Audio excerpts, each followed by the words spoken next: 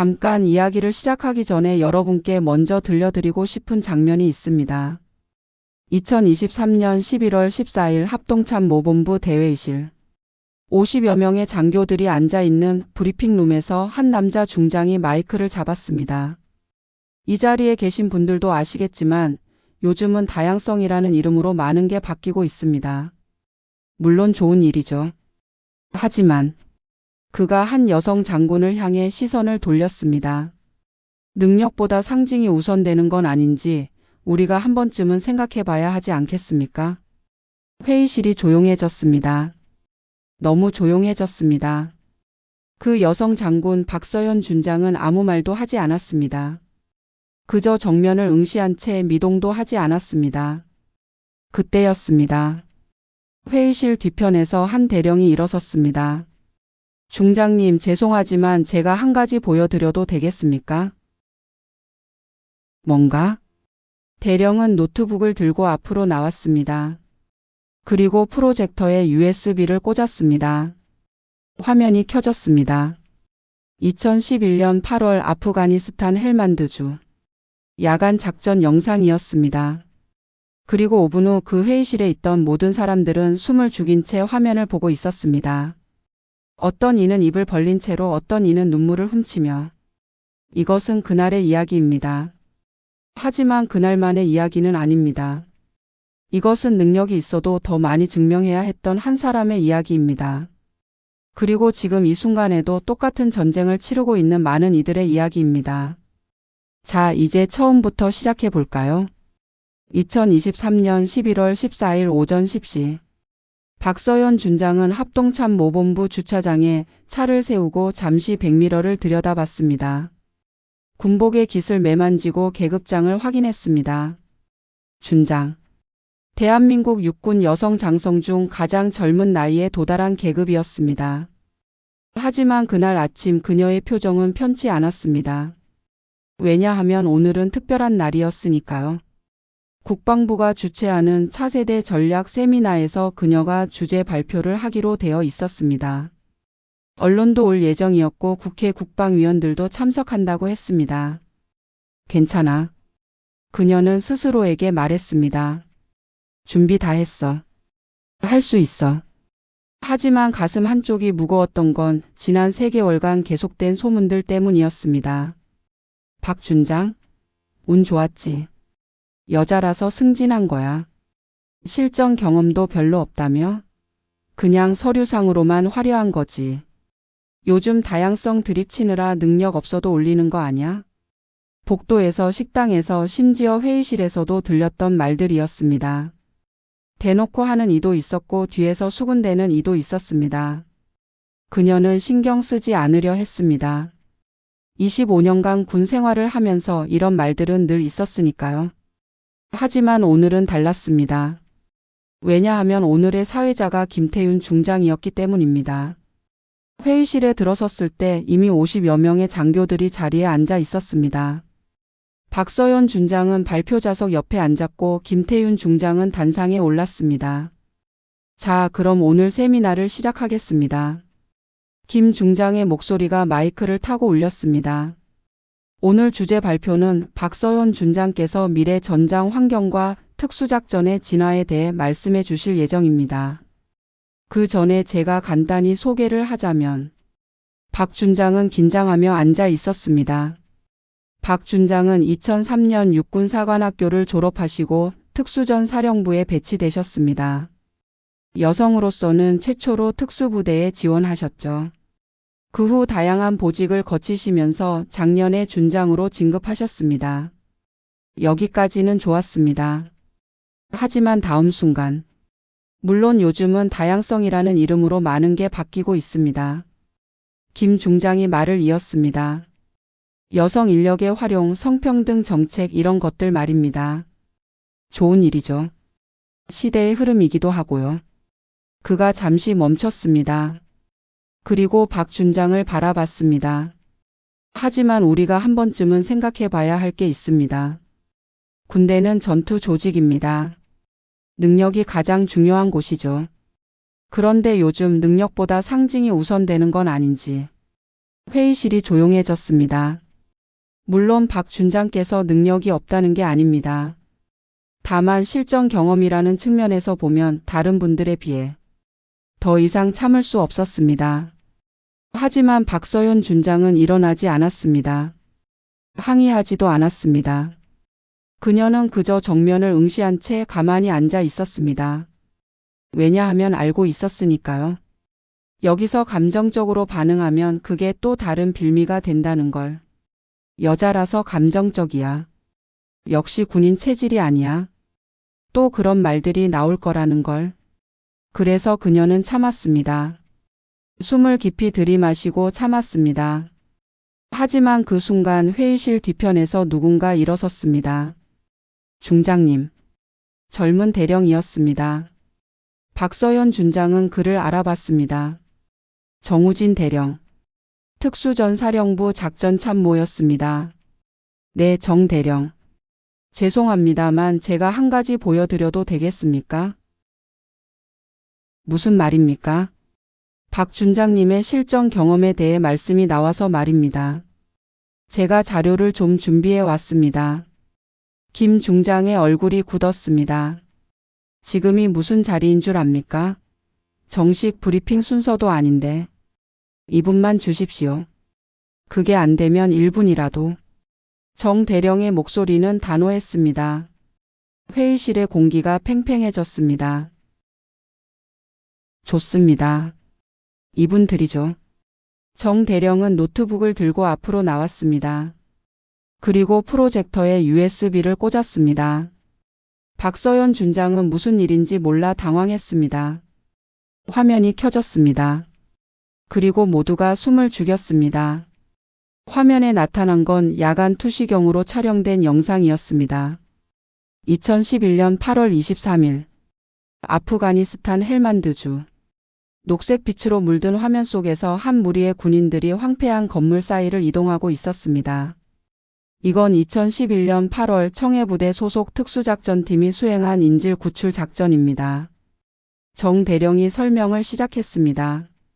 당시 탈레반에게 납치된 한국인 NGO 활동가 2명을 구출하기 위한 작전이었습니다. 작전명은 피닉스. 이 작전의 현장 지휘관이 누구였는지 아십니까? 그가 레이저 포인터로 화면 속 한 인물을 가리켰습니다. 선두에서 수신호를 보내며 팀을 이끄는 사람. 당시 대위였던 박서현 장교입니다. 회의실이 술렁였습니다.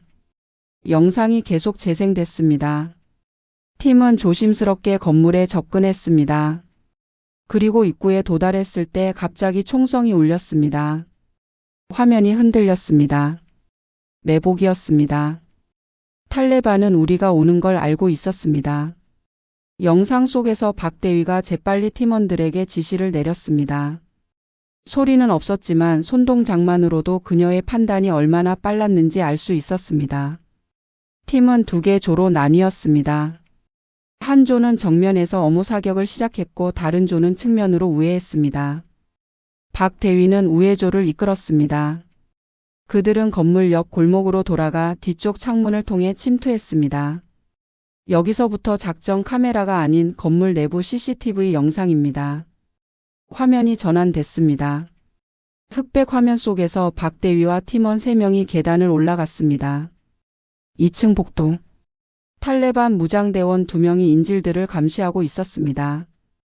박 대위가 손을 들어 팀을 멈춰 세웠습니다. 그리고 그녀는 혼자 앞으로 나아갔습니다. 이 부분을 주목해 주십시오.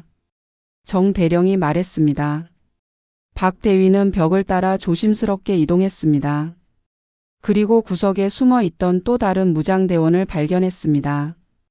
만약 그대로 진입했다면 그 대원에게 측면을 노출할 뻔했습니다.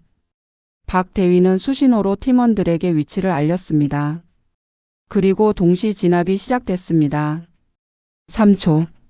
단 3초 만에 상황이 종료됐습니다. 인질 2명은 무사했습니다.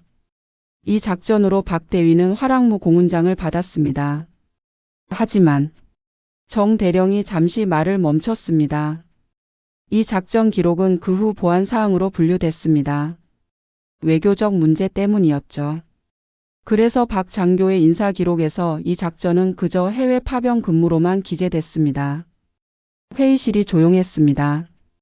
이게 전부가 아닙니다. 정 대령이 다음 파일을 열었습니다. 2014년 5월 북한 무장공비 침투 사건.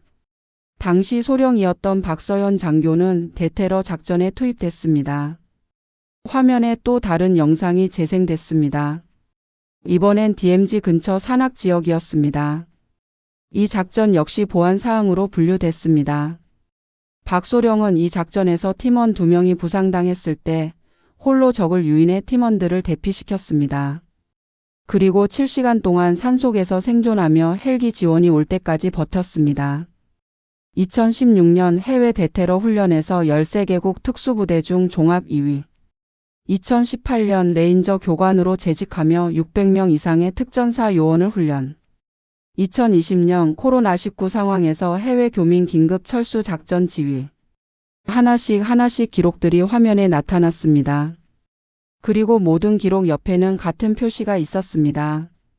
인사 기록 미반영. 왜 이 기록들이 반영되지 않았을까요? 정 대령이 물었습니다. 외교 문제? 보안 문제? 아니면 그가 김태윤 중장을 바라봤습니다. 다른 이유가 있었을까요? 김 중장은 아무 말도 하지 못했습니다. 박서현 중장님은 25년간 군 생활을 하시면서 4번의 실전 작전, 7번의 해외 파병, 그리고 수십 번의 대테러 훈련을 수행하셨습니다. 그런데 인사 기록에는 이 중 절반도 제대로 기재되지 않았습니다. 회의실은 숨소리조차 들리지 않을 만큼 조용했습니다. 저는 묻고 싶습니다. 정 대령의 목소리가 떨렸습니다. 능력이 부족한 건 누굽니까? 상징만 중요하게 여긴 건 누굽니까?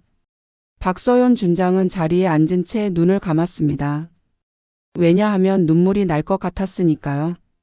하지만 이건 슬픔의 눈물이 아니었습니다. 이건 안도의 눈물이었습니다. 누군가는 알고 있었구나.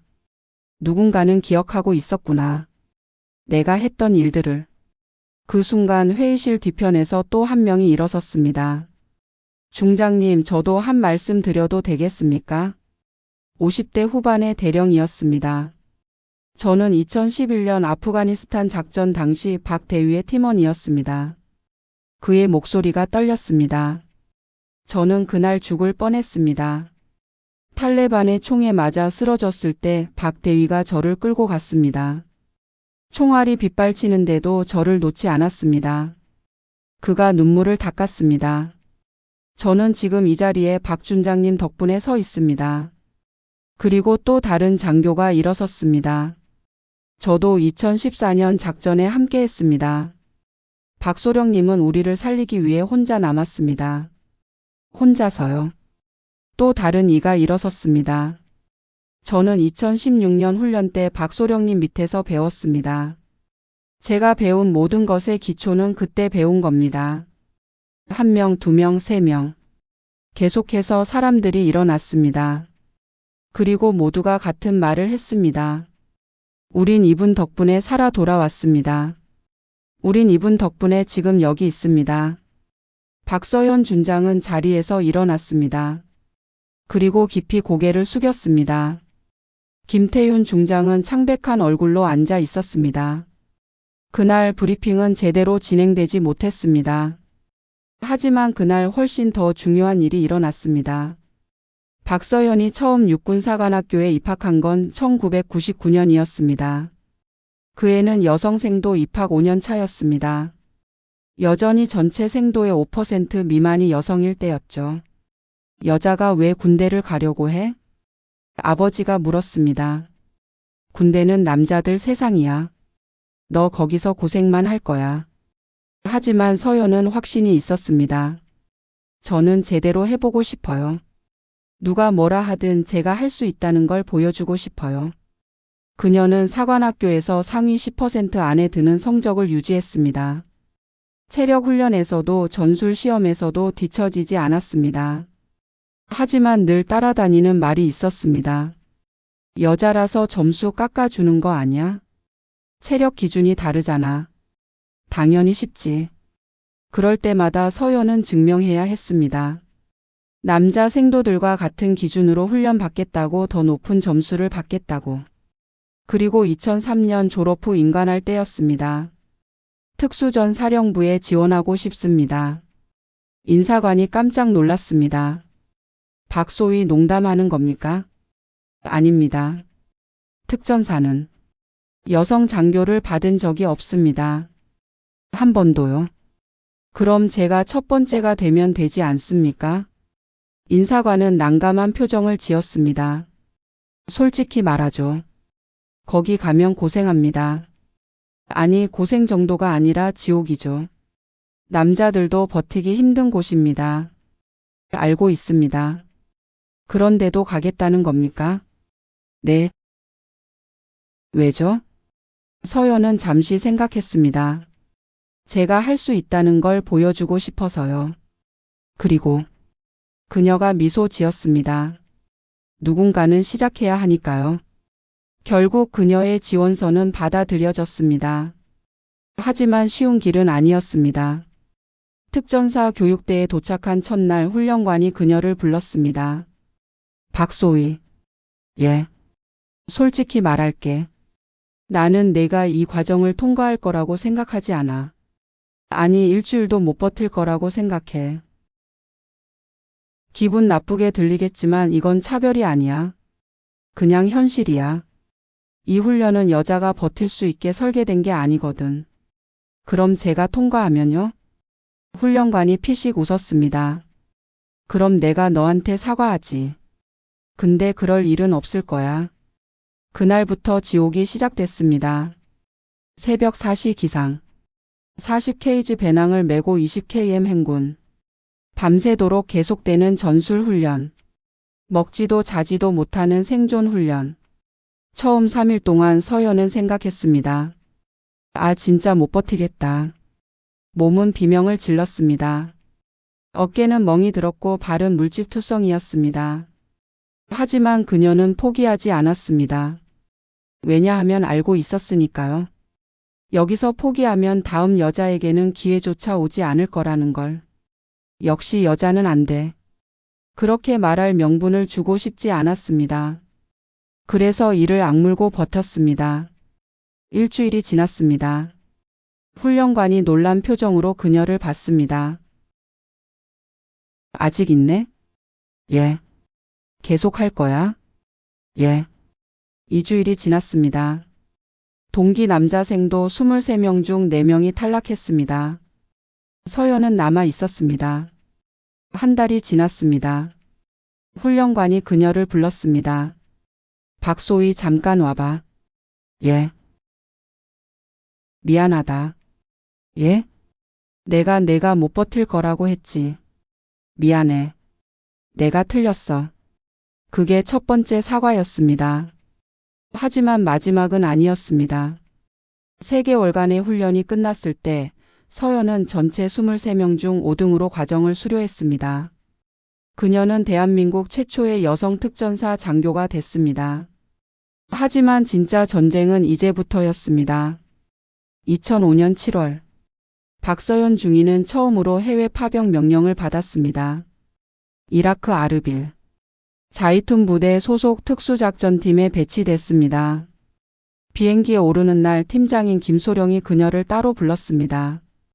박중희. 예. 솔직히 말할게. 나는 여자 팀원을 원하지 않았어. 또 시작이구나. 서연은 생각했습니다. 이유를 들어도 될까요? 여기는 전쟁터야. 언제 총알이 날아올지 모르는 곳이고 언제 폭탄이 터질지 모르는 곳이야. 그런 곳에서 나는 내 팀원들 걱정하기도 바빠. 제가 짐이 될 거라는 말씀이신가요? 그런 건 아니지만. 아, 이렇게 말하면 또 성차별이라고 할 텐데. 김소령이 머리를 긁적였습니다. 나는 그냥 모두가 안전하게 돌아오길 바라는 거야. 그게 다야. 저도 마찬가지입니다. 팀장님. 서연이 그를 똑바로 바라봤습니다. 저는 짐이 되지 않겠습니다. 약속드립니다. 그리고 그녀는 약속을 지켰습니다. 이라크에서의 6개월. 서연은 팀의 정찰 및 정보 수집 임무를 담당했습니다. 현지 여성들과의 접촉이 필요할 때는 그녀가 나섰습니다.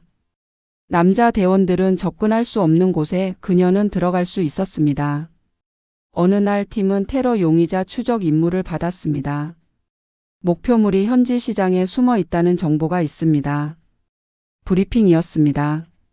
문제는 그 시장이 여성 전용 구역이라는 겁니다. 남자는 들어갈 수 없어요. 모두가 난감해했습니다. 제가 가겠습니다. 서연이 말했습니다. 혼자서? 현지 통역관 한 명과 함께 가겠습니다. 너무 위험해. 만약 정체가 탄로 나면 대원 5명이 우르르 몰려가는 게 더 위험합니다. 저 혼자 가는 게 눈에 덜 띕니다. 결국 그녀의 제안이 받아들여졌습니다. 다음 날 아침 서연은 현지 여성 복장을 하고 시장에 들어갔습니다. 통역관과 함께 천천히 걸으며 주변을 살폈습니다. 그리고 목표물을 발견했습니다. 과일 가게 뒤편에 숨어 있는 남자. 서연은 무전으로 조용히 보고했습니다. 목표물 확인. 위치 전송합니다. 좋아, 철수해. 하지만 그 순간 목표물이 그녀를 봤습니다. 그리고 뭔가 이상하다는 걸 눈치챘습니다. 남자가 재빨리 움직였습니다. 목표물 이동 중. 추격합니다. 서연은 뒤를 쫓았습니다. 좁은 골목길, 계단, 또 다른 시장. 그녀는 목표물을 놓치지 않았습니다. 그리고 막다른 골목에서 목표물이 멈췄습니다. 남자가 칼을 꺼냈습니다. 서연은 침착하게 권총을 겨눴습니다. 무기를 버려. 현지어로 말했습니다. 남자가 망설였습니다. 버리라고. 남자가 칼을 떨어뜨렸습니다. 5분 후 백업팀이 도착했고 남자는 체포됐습니다. 그날 밤 김소령이 그녀를 불렀습니다. 박중희. 예. 고마워. 예? 내가 없었으면 오늘 작전 실패했어. 그리고 그가 잠시 말을 멈췄습니다. 내가 틀렸어. 너는 짐이 아니야. 오히려 내가 없으면 우리가 못하는 일이 많더라. 그게 2번째 사과였습니다. 그리고 그 후로 팀 내에서 서연을 보는 시선이 바뀌었습니다. 더 이상 여자 대원이 아니라 그냥 팀원이었습니다. 하지만 이라크에서 돌아온 후 그녀는 또 다른 벽을 마주했습니다. 2007년 박서연 대위는 진급 심사를 앞두고 있었습니다. 4년간의 복무 기록은 완벽했습니다. 해외 파병 여러 작전 참여 우수한 평가. 하지만 진급 결과가 나왔을 때 불합격. 서연은 이해할 수 없었습니다. 이유가 뭔가요? 인사관이 난처한 표정을 지었습니다. 종합평가 점수가 부족했습니다. 구체적으로 어느 부분이요? 그건 말씀드리기 어렵습니다. 제 권리입니다. 알려주셔야죠. 인사관이 한숨을 쉬었습니다. 리더십 평가에서 낮은 점수를 받았습니다. 리더십? 제가 이라크에서 팀을 이끌었고 작전도 성공적으로 수행했는데요. 평가는 상관들이 하는 겁니다. 그때 서연은 깨달았습니다. 아무리 잘해도 누군가는 인정하지 않을 거라는 걸. 그해 같이 임관한 남자 동기 18명 중 16명이 진급했습니다. 서연은 떨어진 2명 중 하나였습니다. 그녀는 항의하지 않았습니다. 대신 더 열심히 했습니다. 다음 해 그녀는 다시 진급 심사를 받았습니다. 그리고 그때는 합격했습니다. 하지만 1년이 늦어진 거였습니다. 그 1년의 차이는 그 후로도 계속 따라다녔습니다. 같은 시기에 임관한 동기들은 중령이 될 때 그녀는 소령이었습니다. 동기들이 대령이 될 때 그녀는 중령이었습니다. 항상 한 발 늦었습니다. 박소령 실력은 인정합니다. 근데 진급은? 글쎄요. 여자가 너무 높이 올라가면 부하들이 따르기 힘들어해요. 가정도 생각하셔야죠. 결혼은 안 하실 건가요? 이런 말들을 들으면서 서연은 가끔 생각했습니다. 내가 뭘 더 해야 하지? 하지만 그녀는 포기하지 않았습니다. 왜냐하면 알고 있었으니까요. 내가 멈추면 뒤따라오는 여성 장교들도 멈출 거라는 걸. 그래서 계속 앞으로 나아갔습니다. 그리고 2011년 그녀에게 특별한 임무가 맡겨졌습니다. 아프가니스탄 인질 구출 작전. 그 작전이 그녀의 인생을 바꿔놓았습니다. 2015년 어느 날 박서연 소령은 우연히 자신의 인사 기록을 보게 됐습니다. 정기 평가 서류를 확인하던 중이었습니다. 그리고 그녀는 이상한 점을 발견했습니다. 2011년 아프가니스탄 작전. 그 기록이 없었습니다. 화랑무 공훈장을 받은 작전이었는데 인사 기록에는 그저 해외 파병 근무라고만 적혀 있었습니다. 오류인가? 서연은 인사과에 문의했습니다. 2011년 8월 작전 기록이 누락된 것 같습니다. 잠시만요. 아, 이건 보안사항으로 분류된 작전이네요. 그럼 인사평가에는 어떻게 반영되나요? 보안사항은 일반 인사 기록에 포함되지 않습니다. 예? 그럼 제 공로는요? 내부적으로는 인정됩니다. 하지만 공식 기록에는 서연은 할 말을 잃었습니다. 목숨 걸고 수행한 작전이 인사 기록에는 존재하지 않는다니. 그녀는 다른 기록들도 확인해 봤습니다. 2014년 북한 무장공비 작전도 마찬가지였습니다. 2016년 국제훈련 수상도 빠져 있었습니다. 왜일까요? 모두 보안 사항이라는 이유였습니다. 하지만 이상한 점이 있었습니다.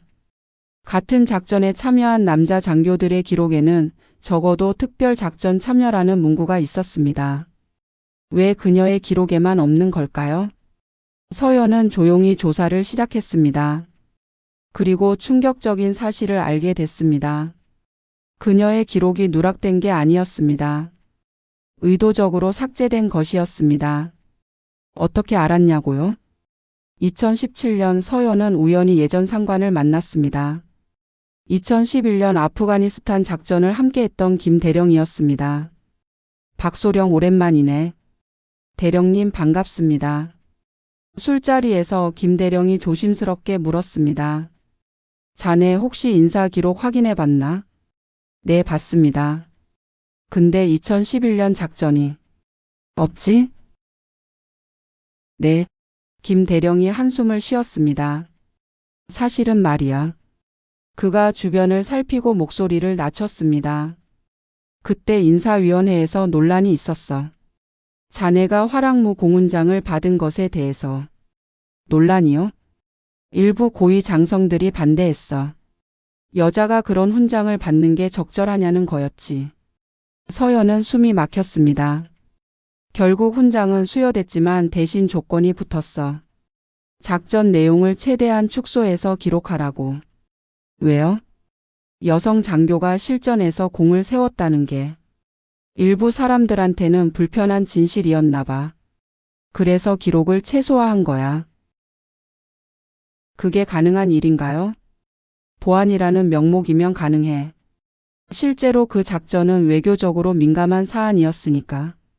김 대령이 미안한 표정으로 그녀를 봤습니다. 나도 반대했어. 하지만 내 목소리는 작았지. 미안해. 그날 밤 서연은 잠을 이룰 수 없었습니다. 그녀는 더 조사했습니다. 그리고 알게 됐습니다. 2014년 작전도 2016년 훈련도 같은 이유로 축소 기록됐다는 것을. 어떤 사람들은 그녀의 성과를 인정하고 싶지 않았던 겁니다. 그래서 기록을 지웠습니다. 보안이라는 명목으로. 하지만 모든 기록이 사라진 건 아니었습니다. 어디선가 누군가는 진실을 기억하고 있었습니다. 2018년 박서연 중령은 레인저 학교 교관으로 발령받았습니다.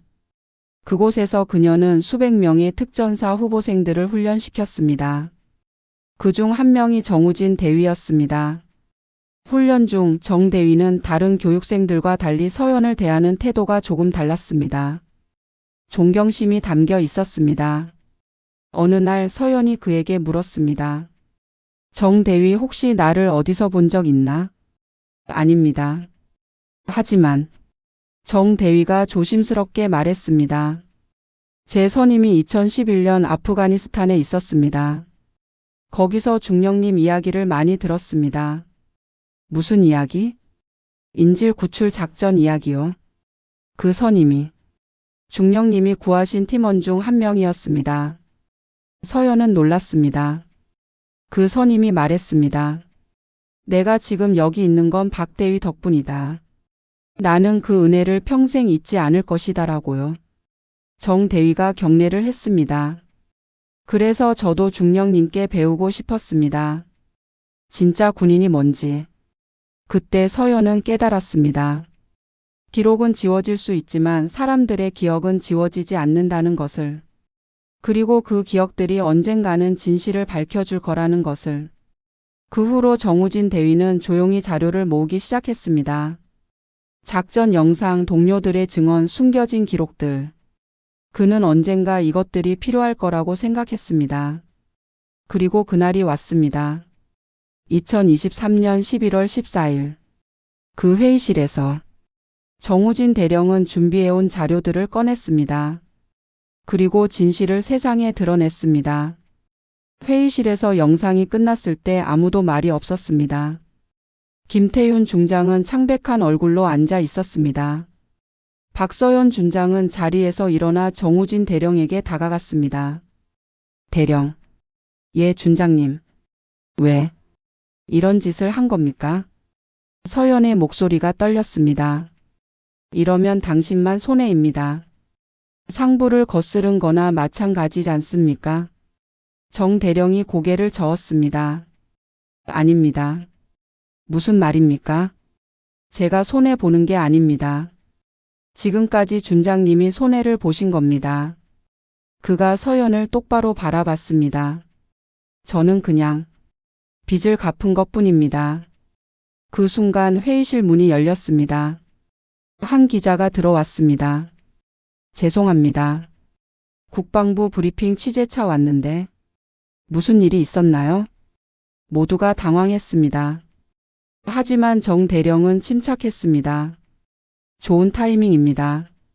기자님, 이거 기사화해 주실 수 있습니까? 그가 USB를 건넸습니다. 이건 대한민국 최초 여성 특전사 장교의 숨겨진 기록입니다. 국민들이 알아야 할 진실입니다. 김 중장이 벌떡 일어났습니다. 정 대령, 지금 뭐 하는 거야? 보안 문제 없습니다. 이 자료들은 이미 2011년에 일부 언론에 공개됐던 것들입니다. 단지 재조명하는 겁니다. 하지만 아니면 중장님께서 직접 설명해 주시겠습니까? 왜 이 기록들이 인사 파일에 없는지. 김 중장은 말을 잇지 못했습니다. 다음 날 모든 언론이 이 이야기를 다뤘습니다. 봉인됐던 여성 장군의 실전 기록 12년 만에 공개. 능력인가 성별인가. 군대 내 유리천장 논란. 그녀는 목숨 걸고 싸웠다. 그런데 기록은 사라졌다. 여론이 들끓었습니다. 기사가 나간 후 놀라운 일이 벌어졌습니다. 전국에서 증언들이 쏟아져 나온 겁니다. 첫 번째 증언자는 2011년 아프가니스탄 작전에 함께했던 이 대령이었습니다. 그는 방송 인터뷰에 나와 말했습니다. 저는 그날 죽을 뻔했습니다. 탈레반의 총에 맞아 쓰러졌을 때 박대위가 저를 구했습니다. 그녀가 아니었다면 저는 지금 여기 없습니다. 두 번째는 2014년 작전의 팀원이었던 강소령이었습니다. 박소령은 우리를 살리기 위해 혼자 남았습니다. 적들을 유인해서 우리가 빠져나갈 시간을 벌어줬죠. 그런 사람을 두고 능력이 부족하다고 말하는 건 모욕입니다. 세 번째, 네 번째, 다섯 번째. 계속해서 증언이 이어졌습니다. 그 중에는 민간인도 있었습니다. 2011년 아프가니스탄에서 구출됐던 NGO 활동가였습니다. 저는 그날을 잊을 수 없습니다. 3주간 감금됐을 때 살아서 나갈 수 없을 거라고 생각했습니다. 그런데 한국 특수부대가 왔고 그중 한 명이 여성 장교였습니다. 그분이 제 손을 잡고 말했습니다. 괜찮습니다. 이제 안전합니다. 그 목소리를 저는 평생 기억할 겁니다. 그녀는 눈물을 흘렸습니다. 그런 사람의 기록이 지워졌다는 게 저는 너무 화가 납니다. 한편 박서연 준장은 조용히 지내고 있었습니다. 언론 인터뷰 요청이 쏟아졌지만 그녀는 모두 거절했습니다. 왜 인터뷰를 안 하시는 겁니까? 정우진 대령이 물었습니다. 나는 영웅이 되고 싶었던 게 아닙니다. 하지만 국민들이 진실을 알아야 합니다. 진실은 이미 나왔지 않습니까? 그걸로 충분합니다. 서연은 창밖을 바라봤습니다. 나는 그저 내가 했던 일들이 인정받고 싶었을 뿐입니다. 더 이상의 관심은 원하지 않습니다. 하지만 세상은 그녀를 가만두지 않았습니다. 2주 후 국방부는 공식 발표를 했습니다. 박서연 준장의 인사 기록을 재검토한 결과 누락된 전공들을 확인했습니다. 이는 보안 규정의 과도한 적용으로 인한 것으로 앞으로는 이런 일이 재발하지 않도록 하겠습니다. 그리고 김태윤 중장은 사임했습니다. 공식적으로는 개인 사유였지만 모두가 진짜 이유를 알고 있었습니다. 그 후 군 내부에 특별조사팀이 구성됐습니다. 다른 여성 장교들의 기록도 조사하기 위해서였습니다. 그리고 놀라운 사실이 드러났습니다. 박서연 준장만이 아니었습니다. 최소 17명의 여성 장교들이 비슷한 경험을 했던 것으로 확인됐습니다. 공로가 축소되거나 기록이 누락되거나 평가가 부당하게 낮게 매겨지거나 이건 개인의 문제가 아니었습니다. 시스템의 문제였습니다. 12월 1일 국방부 장관이 직접 박서연 준장을 만났습니다. 준장님, 이번 일로 많은 걸 배웠습니다. 그리고 사과드립니다. 장관님께서 사과하실 일은 아닙니다. 아닙니다. 제가 이 조직의 수장입니다. 조직 내에서 이런 일이 벌어진 건 제 책임입니다. 장관은 진지한 표정이었습니다. 앞으로는 바뀔 겁니다. 약속드립니다. 서연은 고개를 끄덕였습니다. 믿겠습니다. 하지만 그녀는 알고 있었습니다. 진짜 변화는 약속만으로 오지 않는다는 걸. 행동이 필요하다는 걸. 그리고 그 행동은 이제 시작됐을 뿐이라는 걸. 2024년 1월. 새해가 밝았습니다. 박서연 준장은 새로운 보직을 받았습니다. 국방부 인사혁신과장. 그녀의 임무는 군 인사 시스템을 개선하는 것이었습니다. 솔직히 말씀드리겠습니다. 첫 회의에서 서연이 말했습니다. 저는 이 자리가 보여주기식이 아니길 바랍니다. 참모들이 긴장했습니다. 진짜 변화를 만들고 싶습니다. 더 이상 누군가의 공로가 지워지는 일이 없도록. 물론입니다, 준장님. 그럼 시작하겠습니다. 서연은 6개월 동안 전국의 부대를 돌아다녔습니다. 여성 장교들을 만나고 그들의 이야기를 들었습니다. 그리고 놀라운 사실을 발견했습니다. 상황이 그녀가 생각했던 것보다 훨씬 심각했다는 것을. 한 여성 중위는 말했습니다. 저는 작년에 우수훈련병을 5명 배출했습니다. 근데 평가에는 평범한 성과라고 적혀 있더라고요. 다른 여성 대위는 말했습니다. 저는 전술 시험에서 1등을 했는데 상관이 저한테 이렇게 말했어요. 여자 기준으로는 잘했네라고요. 또 다른 여성 소령은 말했습니다. 저는 결혼하고 아이를 낳은 후에 승진해서 계속 밀렸습니다. 이유는 업무 집중도가 떨어질 것 같아서래요. 근데 남자 동기들은 결혼하고 아이 낳아도 문제없이 승진하던데요. 이야기를 들으면 들을수록 서연은 답답했습니다. 하지만 동시에 확신했습니다. 이건 바꿔야 해. 서연은 보고서를 작성했습니다. 그리고 개선안을 제시했습니다. 1. 모든 인사평가의 객관적 지표 도입. 2. 평가자 편견 방지 교육 의무화. 3. 보안 작전 기록의 인사 반영 절차 개선. 4. 여성 장교 멘토링 프로그램 신설. 하지만 쉽지 않았습니다. 일부 고위 장성들은 반대했습니다. 이건 너무 급진적입니다. 군대는 전통이 있는 조직입니다. 여성 우대 정책이 되는 거 아닙니까?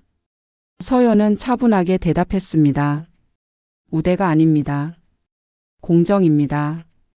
똑같은 성과에 똑같은 평가를 받는 것, 그게 우대입니까? 하지만 장군님께서는 딸이 계시지 않습니까? 있습니다.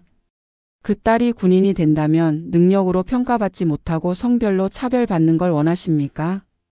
장성은 입을 다물었습니다. 결국 개선안은 통과됐습니다. 하지만 서연은 알고 있었습니다. 서류상의 변화가 전부가 아니라는 걸. 진짜 변화는 사람들의 마음속에서 일어나야 한다는 걸. 2024년 6월 박서연 준장은 육군사관학교에 초청 강연자로 갔습니다.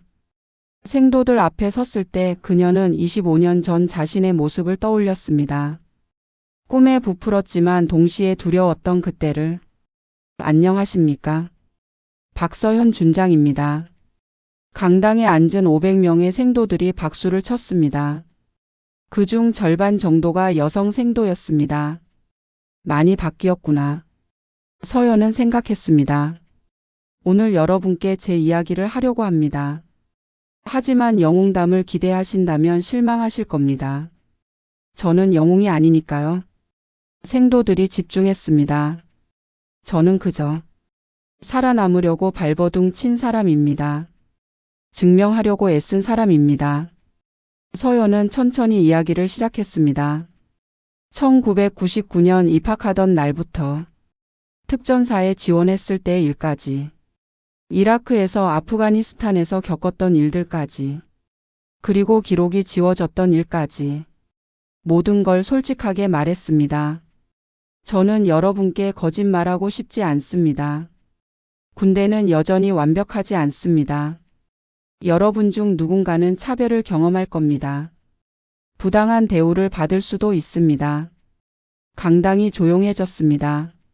하지만 그래도 저는 이 길을 선택했습니다. 왜냐하면 서연이 잠시 멈췄습니다. 누군가는 시작해야 하니까요. 누군가는 싸워야 하니까요. 그래야 다음 세대가 조금 더 나은 환경에서 일할 수 있으니까요. 한 여성 생도가 손을 들었습니다. 준장님, 질문 있습니다. 네, 말씀하세요. 힘들지 않으셨나요? 포기하고 싶지 않으셨나요? 서연이 미소 지었습니다. 매일 힘들었습니다. 매일 포기하고 싶었습니다. 그런데 어떻게 버티셨어요? 두 가지 이유가 있었습니다. 서연이 그 생도를 바라봤습니다. 첫째, 나 자신에게 증명하고 싶었습니다. 내가 할 수 있다는 걸. 둘째, 그녀가 강당을 둘러봤습니다. 여러분 같은 사람들을 생각했습니다. 나 다음에 올 사람들. 그 사람들이 조금 더 쉽게 걸을 수 있도록 내가 길을 닦아야 한다고 생각했습니다. 박수가 터져 나왔습니다. 강연이 끝난 후 여러 생도들이 그녀에게 다가왔습니다. 한 여성 생도가 말했습니다. 준장님, 저는 준장님 같은 사람이 되고 싶습니다. 서연이 고개를 저었습니다. 아니요. 저 같은 사람이 되지 마세요. 예? 저보다 더 나은 사람이 되세요.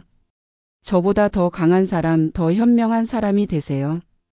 그리고 제가 겪었던 것들을 겪지 않아도 되는 세상을 만드세요. 생도가 눈물을 글썽이며 격려했습니다. 명심하겠습니다. 그날 밤 서연은 숙소로 돌아가는 차 안에서 생각했습니다. 나는 잘한 걸까? 확신은 없었습니다.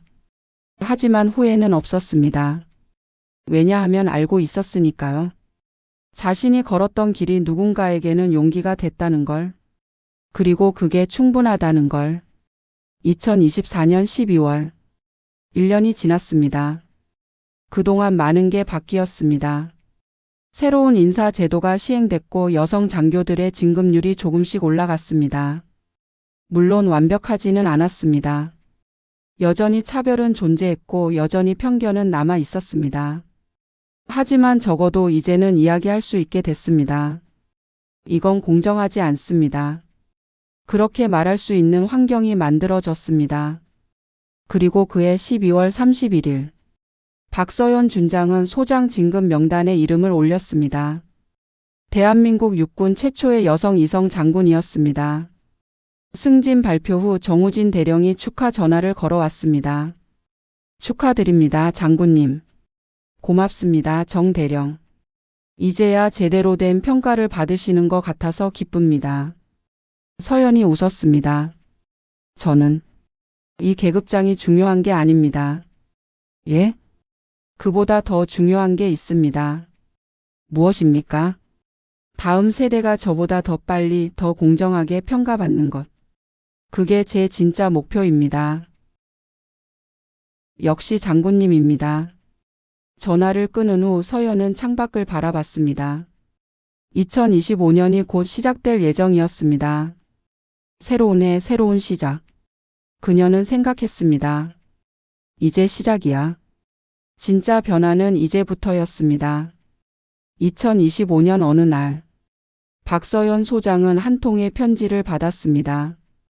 발신인은 사관학교 졸업생이었습니다. 편지를 열어보니 이렇게 적혀 있었습니다. 장군님께, 저는 작년에 장군님의 강연을 들었던 생도입니다. 기억하실지 모르겠지만 저는 그날 장군님 같은 사람이 되고 싶다고 말씀드렸던 생도입니다. 그때 장군님께서는 나보다 더 나은 사람이 되라고 하셨죠. 장군님, 저는 이제 알 것 같습니다. 장군님이 무슨 말씀을 하고 싶으셨는지.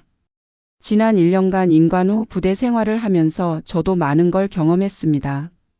차별도 받았고 무시도 당했습니다. 어떤 날은 정말 포기하고 싶었습니다. 하지만 그때마다 장군님의 말씀을 떠올렸습니다. 누군가는 시작해야 한다. 다음 세대를 위해 길을 닦아야 한다. 그래서 저는 버텼습니다. 그리고 깨달았습니다. 장군님은 우리에게 완벽한 영웅이 되라고 하신 게 아니라 그냥 포기하지 말라고 하신 거였다는 걸. 넘어져도 다시 일어서라고 하신 거였다는 걸. 그리고 우리 다음에 올 사람들을 위해 조금이라도 더 나은 길을 만들라고 하신 거였다는 걸. 장군님, 저는 이제 알았습니다. 영웅은 특별한 사람이 되는 게 아니라는 걸. 영웅은 포기하지 않은 평범한 사람들이라는 걸. 그리고 장군님이 그런 사람이라는 걸. 감사합니다. 장군님 덕분에 저는 오늘도 이 길을 걷고 있습니다. 육군 중위 김지원 올림. 서연은 편지를 읽고 또 읽었습니다. 그리고 조용히 눈물을 흘렸습니다. 이번에는 슬픔의 눈물도 안도의 눈물도 아니었습니다. 이건 희망의 눈물이었습니다. 자신이 걸었던 길이 헛되지 않았다는 것. 누군가에게 용기가 됐다는 것. 그리고 그 용기가 또 다른 누군가에게 이어질 것이라는 것. 서연은 답장을 썼습니다. 지원 중위에게 편지 잘 받았습니다. 당신이 버텨줘서 고맙습니다. 당신이 포기하지 않아줘서 고맙습니다. 나는 당신에게 영웅이 되라고 말한 적이 없습니다. 왜냐하면 당신은 이미 영웅이니까요. 매일 아침 일어나서 군복을 입고 부대에 가서 자신의 일을 하는 것. 그게 바로 영웅입니다. 화려하지 않아도 드라마틱하지 않아도 그게 진짜 용기입니다. 당신은 잘하고 있습니다. 계속 그렇게 하세요. 그리고 언젠가 당신 뒤를 따라올 후배들에게도 같은 말을 해주세요. 너는 잘하고 있어. 포기하지 마. 넌 혼자가 아니야. 그것만으로도 충분합니다. 우리는 함께 이 길을 걷고 있습니다. 박서연 소장. 편지를 보낸 후 서연은 다시 일터로 향했습니다. 오늘도 해야 할 일이 많았습니다. 인사제도 개선안 회의, 여성 장교 멘토링 프로그램 점검, 그리고 새로 배치된 여성 소위들과의 면담. 끝없는 일들이었습니다. 하지만 그녀는 지치지 않았습니다. 왜냐하면 알고 있었으니까요. 이 일들이 누군가의 내일을 조금 더 밝게 만들 거라는 걸. 그리고 그게 바로 자신이 이 길을 선택한 이유라는 걸. 저녁 퇴근길. 차를 몰고 가던 서연은 라디오를 켰습니다.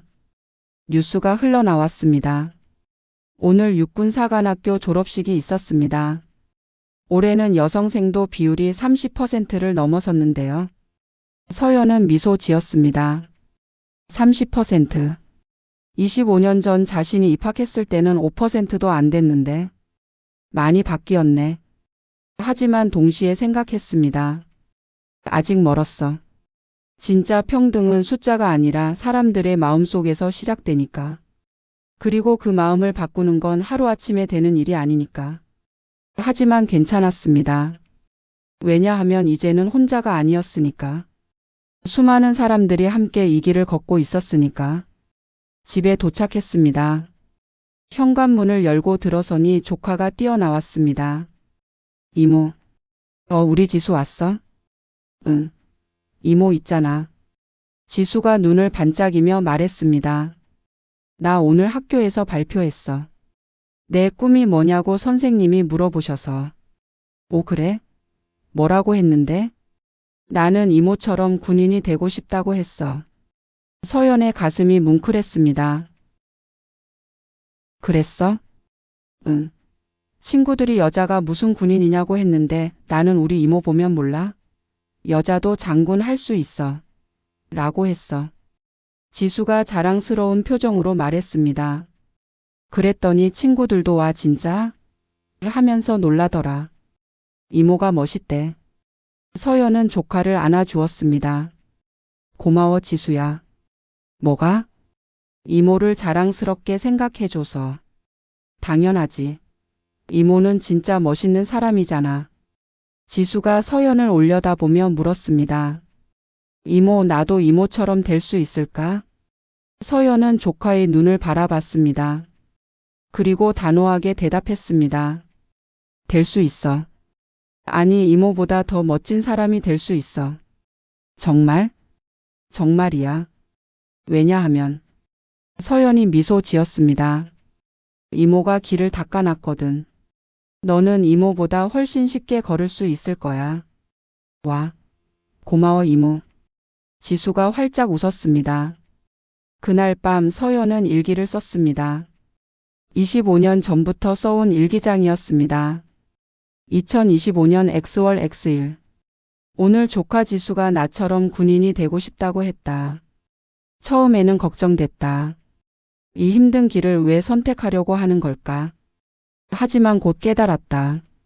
지수가 걸을 길은 내가 걸었던 길과는 다를 거라는 것을. 조금 더 평탄하고 조금 더 공정하고 조금 더 따뜻한 길일 거라는 것을. 그리고 그게 바로 내가 이 25년을 버텨온 이유라는 것을. 나는 영웅이 아니다. 그저 포기하지 않은 평범한 사람일 뿐이다. 하지만 그것만으로도 충분하다. 왜냐하면 나 같은 평범한 사람들이 조금씩 세상을 바꿔왔으니까. 그리고 앞으로도 계속 바꿔갈 것이니까. 나의 싸움은 끝나지 않았다. 하지만 이제는 혼자가 아니다. 수많은 사람들이 함께하고 있다. 그리고 그게 내가 가진 가장 큰 희망이다. 일기장을 덮고 서연은 창밖을 바라봤습니다. 밤하늘에 별이 빛나고 있었습니다. 그녀는 생각했습니다. 저 별처럼 우리 모두는 각자의 자리에서 빛나고 있다고. 화려하지 않아도 크지 않아도 우리는 빛나고 있다고. 그리고 그 작은 빛들이 모여 밤하늘을 밝히고 있다고.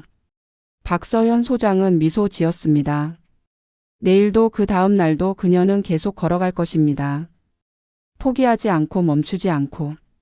왜냐하면 그게 바로 그녀가 선택한 길이니까요. 그리고 그 길 위에서 그녀는 혼자가 아니니까요. 여러분, 이것은 한 여성 장군의 이야기였습니다. 하지만 동시에 많은 사람들의 이야기이기도 합니다. 능력이 있어도 더 많이 증명해야 했던 사람들. 차별받았지만 포기하지 않았던 사람들. 그리고 지금 이 순간에도 자신의 자리에서 묵묵히 싸우고 있는 모든 사람들의 이야기입니다. 어쩌면 당신도 그중 한 명일지 모릅니다. 직장에서, 학교에서 혹은 다른 어떤 곳에서 당신의 능력이 제대로 인정받지 못하고 있을지도 모릅니다. 성별, 나이, 학력, 외모 같은 것들 때문에. 그럴 때 기억하세요. 당신은 혼자가 아닙니다. 수많은 사람들이 같은 싸움을 싸워왔고 지금도 싸우고 있습니다. 그리고 그 싸움은 헛되지 않았습니다. 조금씩, 아주 조금씩 세상은 변하고 있습니다. 완벽하지는 않지만 그래도 변하고 있습니다. 당신의 노력이, 당신의 용기가 그 변화의 일부입니다. 포기하지 마세요. 계속 걸어가세요. 당신이 닦은 길을 누군가는 따라올 것입니다. 그리고 언젠가 당신의 이야기를 들은 누군가가 말할 것입니다. 나도 할 수 있어. 나도 포기하지 않을 거야. 그게 바로 우리가 이 싸움을 계속하는 이유입니다. 오늘도 내일도 그 다음 날도 우리는 계속 걸어갑니다. 함께. 이 이야기가 당신에게 작은 용기가 되길 바랍니다. 그리고 당신도 누군가에게 그런 용기가 되길 바랍니다. 이야기는 끝입니다. 지금 어디서 듣고 계신지도 댓글 남겨주세요. 감사합니다.